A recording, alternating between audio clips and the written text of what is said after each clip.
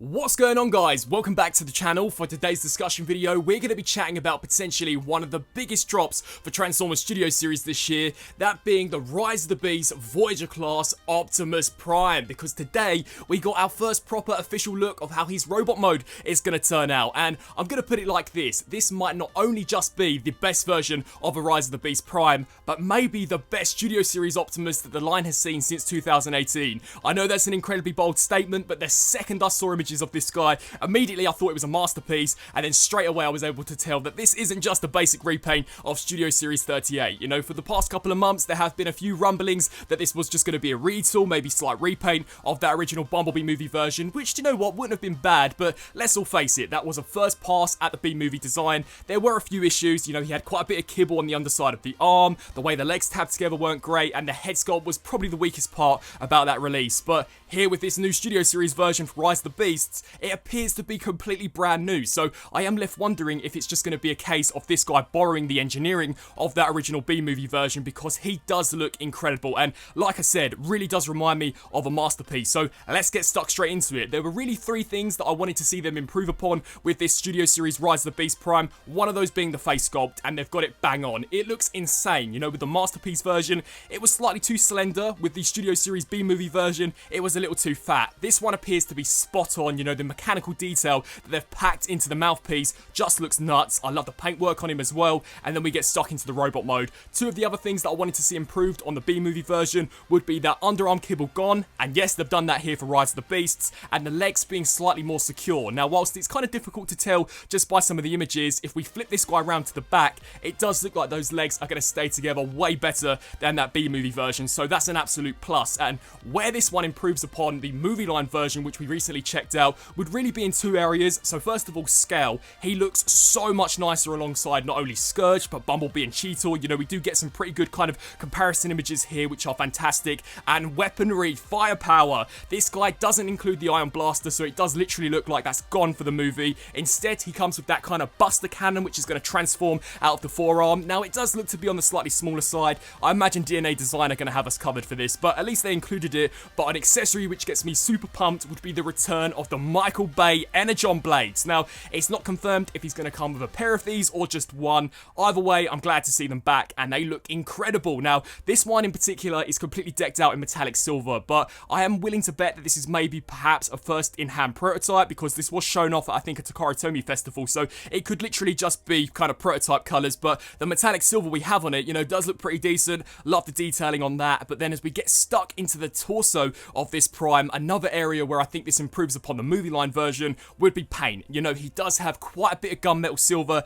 packed into the torso, which just helps to break up the grey. Looks incredible, and in terms of kind of sculpting and surface detail, this guy looks banging. He looks so nicely done, and to be fair, it does just kind of suck that he's a buzzworthy Bumblebee exclusive and is not a part of the main line of Studio Series, because I am willing to bet that he's going to be slightly difficult to track down. But as we just jump into the back of the figure again, I was left wondering how they were going to find the place for the ball bar of the vehicle mode in the bot mode without making it look kind of kibble-tastic, and I think they've handled it pretty nicely. So it will basically just stack up on the back. Looks to be pretty flush, not gonna lie. Love the details. You know, of course, I'd love to see a bit more paint on some of those kind of mechanical details we have on the spine, but I'm hoping maybe they bring out a premium finish version of this mold, much like we saw for the B-movie version. So yeah, he looks absolutely stellar. Of course, we don't have any images of him in the truck mode, but considering we're now in the month of May, and they said that we were going to be seeing some Studio Series reveals this month, I'm definitely willing to bet that we're going to get the proper official reveal for this guy sooner rather than later. And I mean, just check him out from a side perspective. I love how they've been able to reduce the size of those kind of metallic silver pieces which are stuck onto the smokestacks. You know, they don't stick out nowhere near as far as the movie line version. It does just look incredible. Very happy with what I'm seeing here, and because this appears to be some kind of whole festival for Transformers, not only did we get a look at this guy, but there are also some other images which I want to talk about.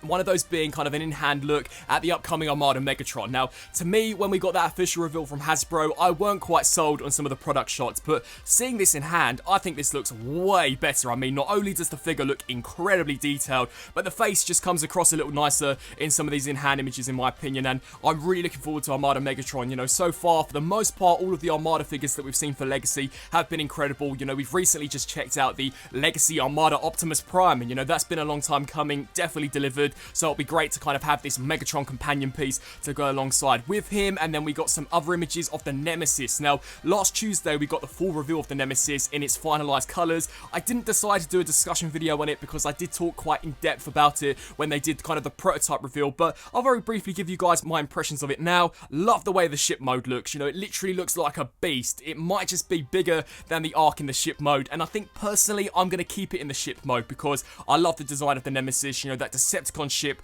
just looks incredible. We have some size comparisons of it amongst Commander Prime, Armada Megatron, you know, Legacy Dirge, and that new female Junkion. Even in ship mode, it absolutely dwarfs all of them, so definitely looking to be a beast. And in terms of the robot mode, I did think it looked decent. You know, it was definitely very distinctive in terms of its design, but from some angles looked a little scrawny. So I am looking forward to seeing as to how it's going to transform and whether or not in its robot mode it's going to have a bit of weight to it instead of just being kind of a lanky mess. So I will reserve my judgment on the robot mode for when I actually get it in hand. So yeah, some really amazing images coming out of this festival, and that wasn't even it, because also this week we got some official reveals from YOLO Park. They're the company that make those incredible Transformers model kits. So far they've done an Optimus Prime and a Shockwave, but they announced that they're going to be continuing this range, kind of expanding it into some slightly more basic model kits based on Rise of the Beasts, and the characters that we're going to see for the first wave are Bumblebee, Optimus Prime, and Optimus Primal. Now, B and Prime are not too interesting because we already know how they're going to turn out in their robot modes, but Optimus Primal, on the other hand,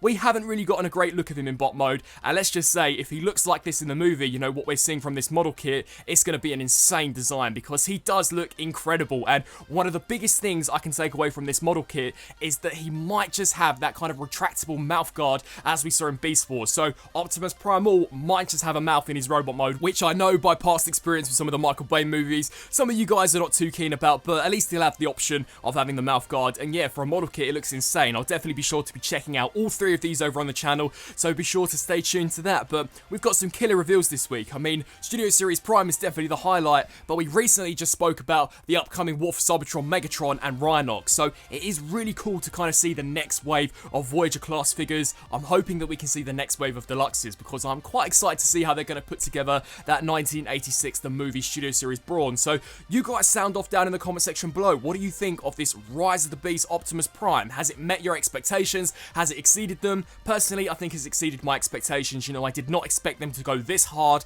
I didn't expect them to basically give us a brand new figure. Honestly, I was just maybe hoping at the very best we'd get a new head sculpt and maybe some slight refinements to that original SS38. So yeah, it is incredible to see just how amazing and brand new this new figure looks. So very excited to check this one out, to be able to compare it alongside the movie line version. It's going to be interesting. So you guys let me know your thoughts down below, and until my next video, I'll see you then. Thanks for watching.